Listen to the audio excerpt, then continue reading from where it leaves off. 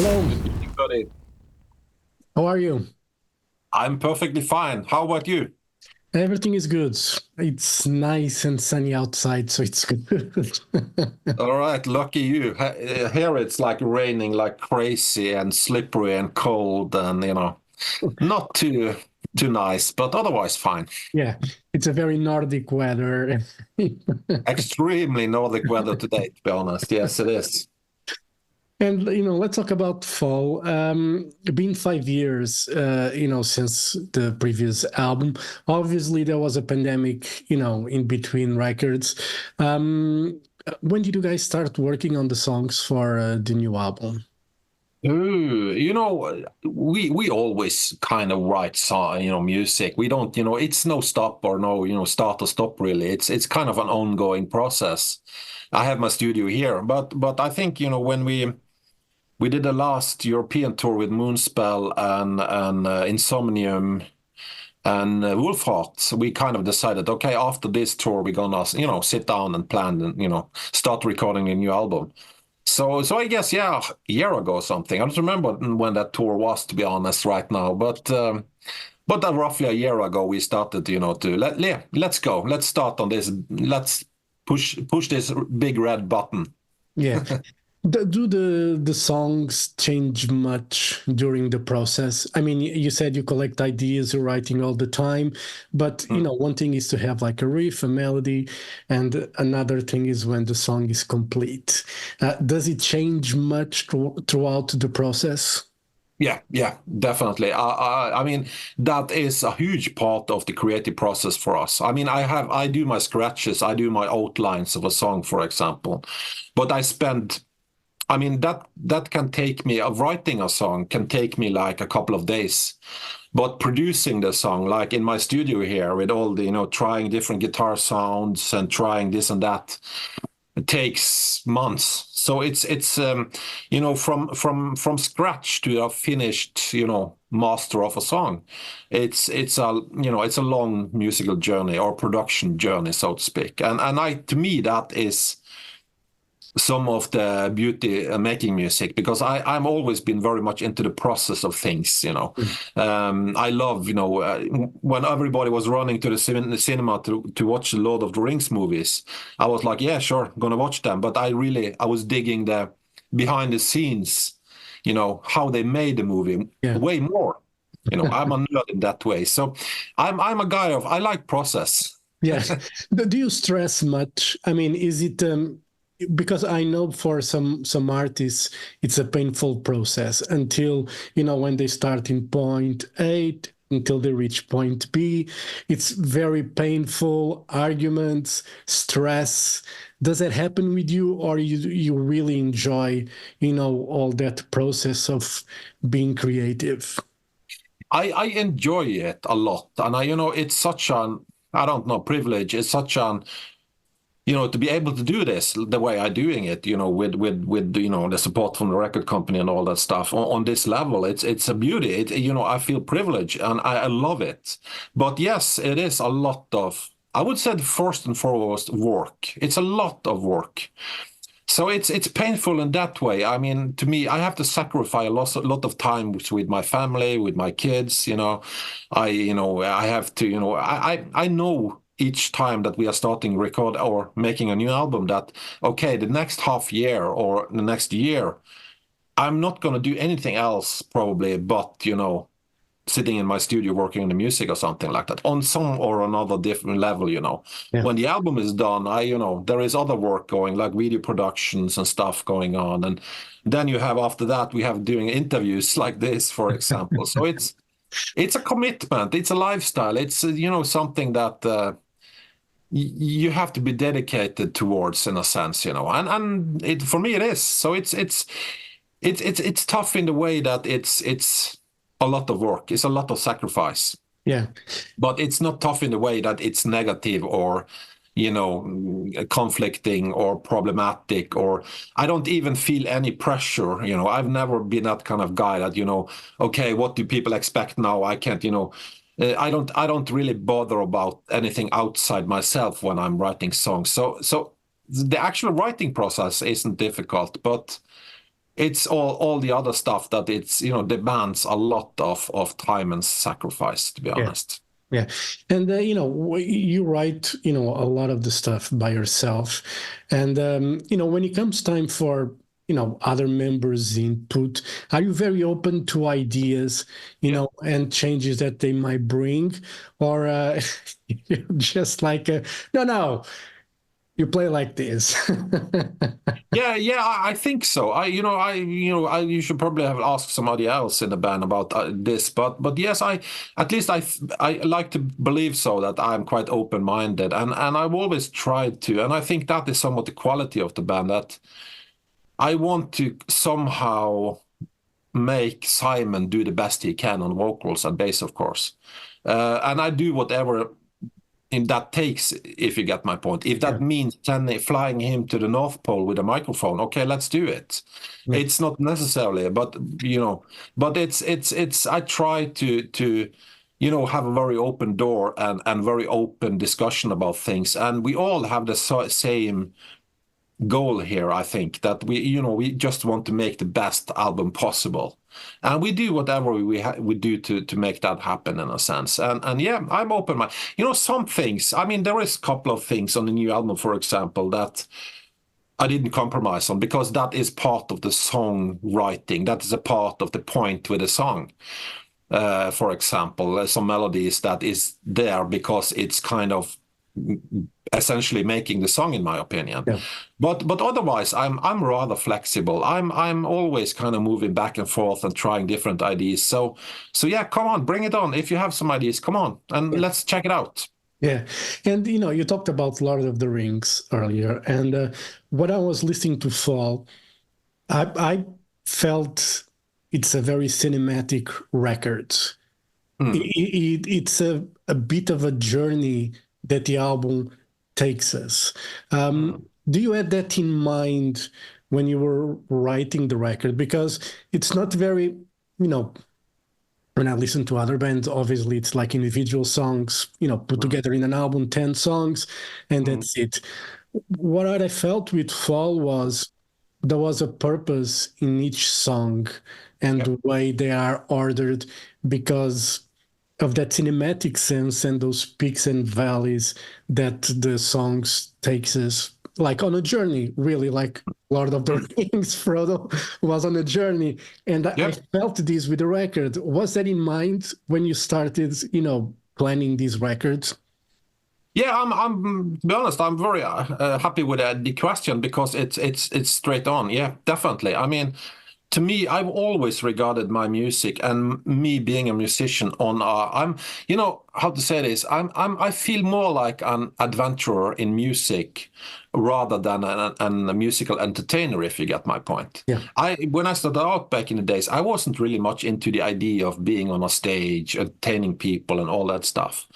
But I'm way more into the idea of making music and bringing people along on a musical journey, if you get my point. It's and how is that done in real life? That's a big question here, I guess. But yes, I've always had a very visual relationship to music. To me, music has always been very visual. When I listen to music myself, I get, music that I can dive into. I can float away. I can fly away in the music. I can just let the thoughts, fly into oblivion, so to speak. That is music that I find, that is the music I love as a music lover myself. So yes, I really want to with my music, I want to bring and invite, the listener, the people, the fans, whoever listen to it, into a musical journey rather than entertaining them, if you get my point. Yeah.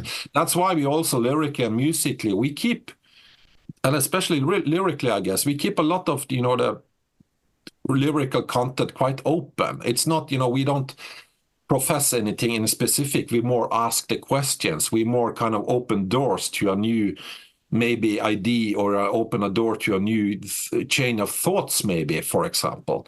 And that is the reason doing that is because I rather want, the listener to be a part of this musical journey than being just a passive listener, if you get my point. Yeah. It's very important to me. And to me, that is some of the beauty with music, being able to create music. To me, that is some of the big powers, the really important things about music. That is the ability music have to bring you to another place or to another mindset, or to cheer you up, or maybe cuddle you a little bit if you are feeling sad or something like that. I think that music has those abilities, and yeah, we definitely use that. I mean, to me, that makes music so much more profound in a sense. Yeah, because I was listening to the record, and I last couple of days been a bit stressful for whatever reason, work and life in general, and people, and and I was listening to the record, and honestly, it was like 50 minutes that I was relaxed, and I wasn't thinking about anything. I know I had an interview with you, but I was just enjoying the music and where it was taking me. Even the extreme parts, they all made sense in the album context. So I think it's a great thing for this record. It's that it's a great journey, and I think it's a beautiful record, actually. Yeah, it's spot on, because I've always somehow envision my music as a trip through the forest or through on the mountain or something like that. And when people seek to relax or get away from everything, the daily stress and people and noise and whatever it is, people tends to go to the mountain or go for a walk in the forest or something like that, just to get away from everything. Yeah. And that is the kind of notion I want to also bring in with my music. You should feel like that when you listen to one of our songs. You should feel like, or I'm not you should not feel, but I hope that people feel that they walk through a forest. And the first day they walk through the forest, they have a nice experience, seeing them, whatever it is, flowers, birds, or whatever.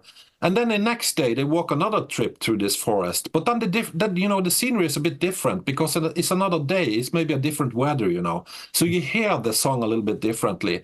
And that is also something I've tried to, get into my music, that there is some natural complexity to the music. The same thing as you find in nature, if you get my point. That the position you are in the forest, or the position you are, when walking through the forest, this actually changes a little bit. The sound changes, the vocals change a little bit, because you are on a different place than 5 minutes ago. So that's kind of my very basic, and almost sound a little bit cheesy though, but idea that I want to music should be almost like some kind of journey. Where whatever that means. For some people that might be climbing a mountain. For other people that might just be walking in the park. But still, the same essence behind it, or idea behind it. Yeah. Well, what was the first song that you got done for the album? Oh man, I don't. I'm not really sure. I usually work on 2 or 3 songs at the same time. So I'm not really sure, but I think maybe it might be. Maybe the Summit song maybe was one of the first, at least I remember, because I remember the Wild Lingers was one of the last song I did, at least on my part. Yeah, maybe that one. Yeah, and because I was listening and I took some notes of songs. Afar, it's a very nice song there. Moon as well, and the Wild Lingers. It's actually a very beautiful song as well. It's very nice piece of music. When you present this to the guys in the band, do they get excited about it? Yeah, I hope so. I hope so. I mean, that is my very kind of strict, but also kind of demand. I don't know. That's my rule number 1 in this band, that if you are part of this band, you have to be involved in the music. You have to feel the passion for the music. Otherwise, you have nothing to do in this band. So yeah, I honestly believe that, we share the same passion for music, for creating music. And we are, of course, different persons, and we are very alike on many ways, or, same reference point, but we are also very different persons in other ways. But we have found this, I don't know, this chemistry between us, this magic thing going on that just, I think we all share the same passion for making music, to be honest. So yeah, it has been, in that regard, a very positive experience once more, to be Yeah. honest. Oh, Yeah. that's good. And you talked about the tour with Moonspell in 2022 with Insomnium and Wolfart. How was to work with the Moonspell guys again? It's there is like a connection there as well. I would say musically and career-wise, I think you guys took the same path. How was that tour, by the way, in 2022? I was really good, actually, I think. I mean, it was a bit tough, I remember, because at that time, everything was going a little bit, I don't know, slow, because was some people there were there is things got expensive after Corona and all this stuff, so people had less money, and I guess we hoped for a bit more person. I think at least Moonspell hoped there was a little bit more people around, but I felt that we did a really nice tour, musically speaking, at least. And I mean, in general, there was a lot of people and a lot of fans going on, and a really good atmosphere. So that was awesome, and also a little bit cool thing, because Fernando, he has the vocalist of Moonspell. He has a record company, so he's a big fan of True North and did a re-release through his record company and stuff like that. So there was a little bit of a personal, Yeah. link going on as well. So that was kind of cool. Yeah, cool. And with the album coming out, what are the plans touring wise? Festivals? Or have you guys have already planned anything until the end of the year?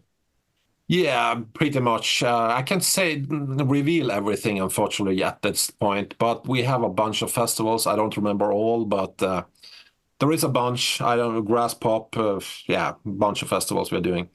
And we have currently planning a European tour with a quite big band in late summer this year in Europe.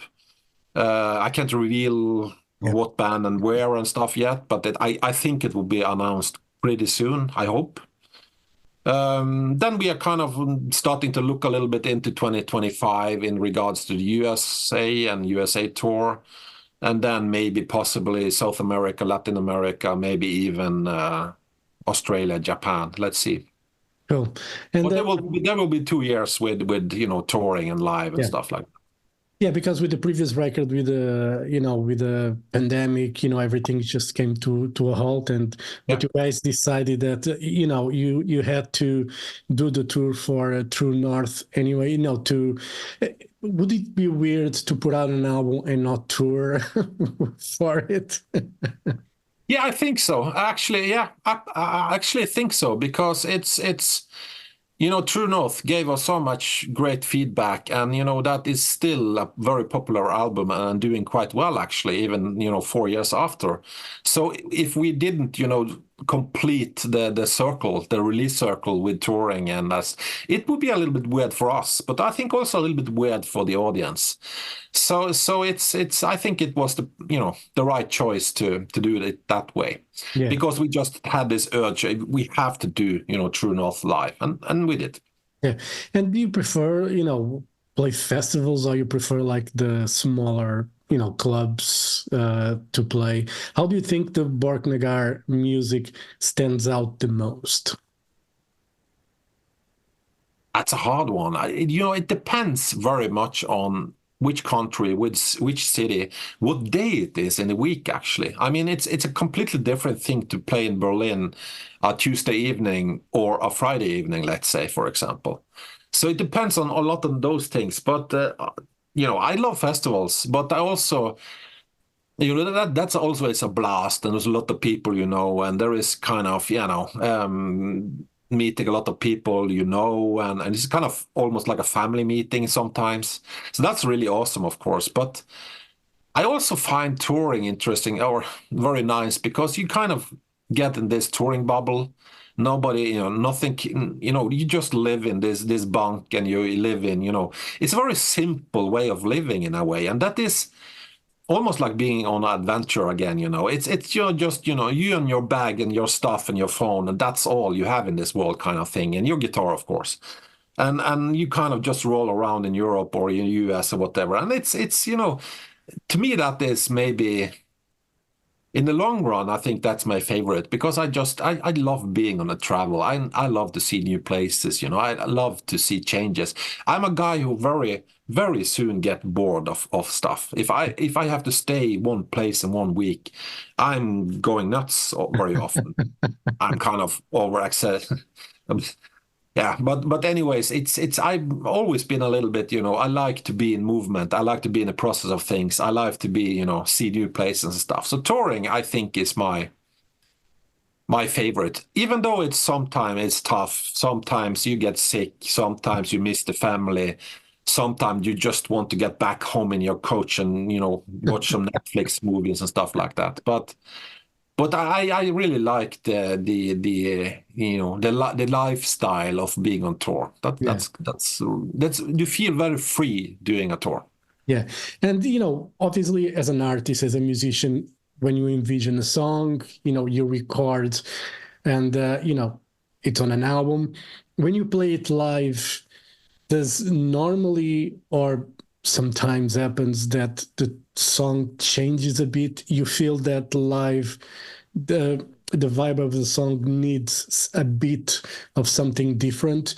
Do you feel that normally when you play, you know, those studio songs live? Do you ever felt the temptation or the need because the song live asks for it?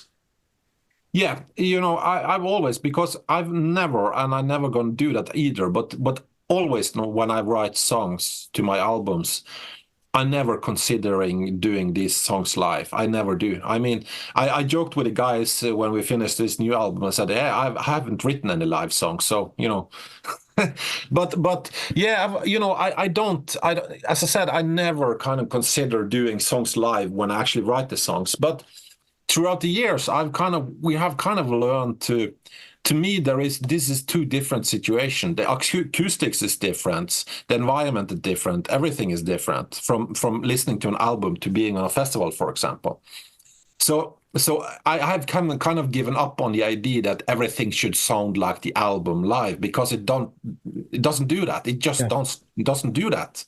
I mean, you might have a huge production, maybe a band like Pink Floyd are able to do something like that, pull that kind of thing off. But otherwise, nah, you're not able to, you know, at least the music we are doing, we are not able to reproduce that on stage. It's just not possible because on some songs we have like 6 guitars going and we have, you know, it wouldn't be possible. But we have learned to, you know, to kind of not modify really because we are not changing anything to the songs, but we are kind of boiling the songs a little bit down to the live concepts to kind of extract the essence of the songs, and that has for us worked pretty well, I would say.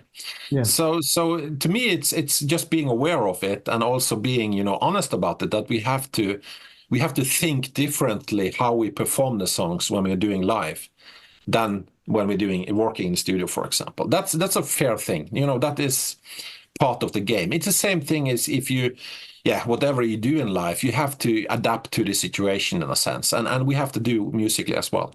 Yeah. And, you know, obviously, like a lot of chatter and talk about, you know, the use of backing tracks. Some people really get annoyed that bands use them. Like for you to create a full environment on a live setting, would you consider, you know, using a lot of backing tracks to create that, or you really prefer that rock and roll live, more raw kind of, you know, the album is one thing, but live, this is Borknagar. How do you see that, you know, perspective of you know, playing live? You know, Yeah, definitely. I mean, in the early days, I was a little bit like black and white on this topic because I remember we have even done blown tours without synth, even nothing, just completely just guitar, bass, and drums and vocals, of course, and that's it. It worked for us pretty well, but I have to admit that the last couple of years we have kind of taken a little bit step up in terms of live performance and stuff like that, and there is some things that we just have to add on the backup tracks. yeah. So I mean that is a part of the business for us. We don't use much. We don't use everything on backup track. We don't fake anything, for example. but we try to supplement. We don't put any vocals on it or anything like that, or a solo, for example, a lead. We don't do that kind of stuff. But we do that kind of stuff that we really want or need to be there, but we can't perform ourselves, in a sense, if you get my point. Yeah. Like backing, like a synthesizer in the background, for example, or something like that. But that is basically all for us. Yeah. I Because think that's fair, I think it's also sometimes, I think, and this is not meant to be any criticism towards audience or the people in listening, going to our shows.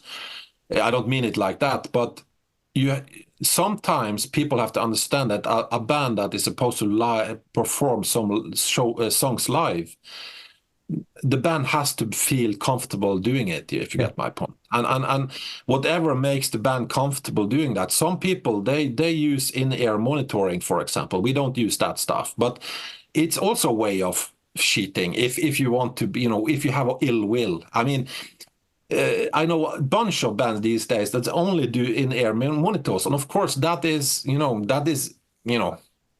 even more, because you only hear your guitar and you can hear precisely what you want and everything is perfect and stuff like that. And it's okay if some people choose to do that, fine. We don't do it. But I think in the end of the day, it's about finding your best shape as a live band. And whatever that makes it, well, do it. No, the thing is, for me, was just because, I see a lot of people, because when they hear the word backing tracks, I think they mix, backing tracks with a full-blown karaoke kind of a thing, or even just like I remember seeing a Britney Spears concert many, many years ago here in Portugal, and she didn't sing live. Nothing was live. It was, I felt cheated in a way because, I was there to watch, not because I went to see Britney Spears, by the way, but I was there anyway. But I saw the people, watching it, and I was like, there's nothing live other than their dancing, And one thing for me, it's when you do something like that, where everything is just recorded. And another thing is just to have like an orchestra sound or a synthesizer or just like an ambient kind of a thing in the background.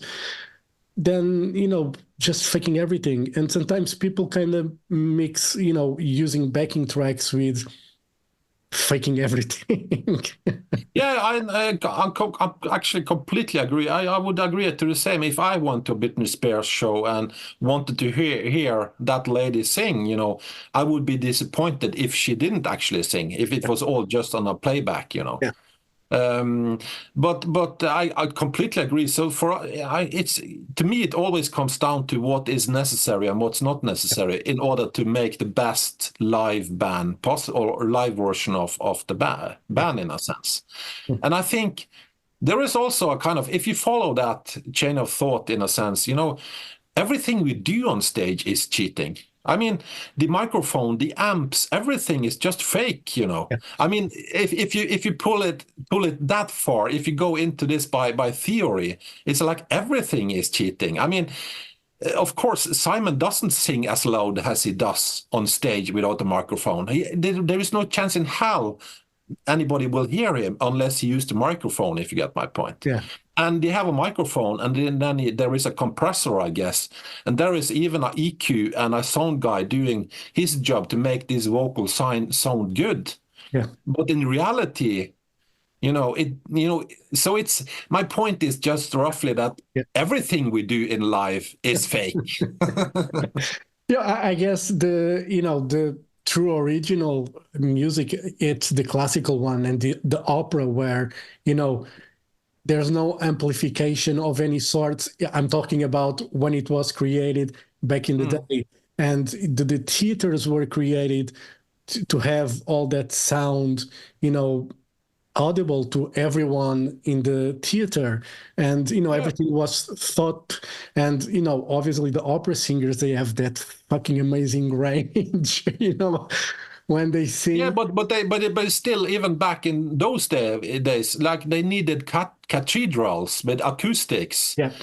to be able to carry the voice of this opera singer. If not, nobody would listen to hear what he was singing. So my point is that the whole concept of doing music like we do is all cheating. I mean, get me right here. I don't mean it's really cheating, but if you think that, if you go into this with the approach that, hey, everything is supposed to be true and everything is supposed to be blah, blah, blah, blah, this kind of conservative opinion about stuff, you end up in an everlasting discussion because, life in itself is almost cheating, It's we try to behave and, we do so many things, we human beings, that is not really real, if you get my point.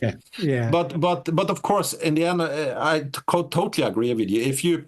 If I want to sell something to you, and you get what I've sold to you, and it's completely different what you wanted to buy from me, of course you would feel kind of ripped off or something like that. If you're supposed to go on a live concert with Britney Spears and there is no live concert, of course I would be disappointed as well, because I'm cheated basically. I'm kind of I'm ripped off. But I think that it's very easy to get into this everlasting discussion that doesn't lead anywhere on these topics. Exactly. I know.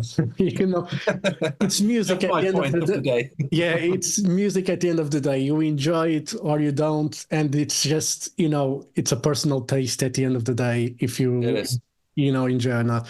Brun, thank you very much for your time. All the best for Borknagar. Fall, it's a great record, as I said, very cinematic, great journey that it takes us. I think it's a beautiful record. So hopefully can see you guys live in Portugal, and, hope to see you soon. All the best. And, see you soon. All right. Definitely. Thank you so much, buddy. Thank you so much. Nice Have a great day. Thank you. Bye-bye. See you. Bye-bye.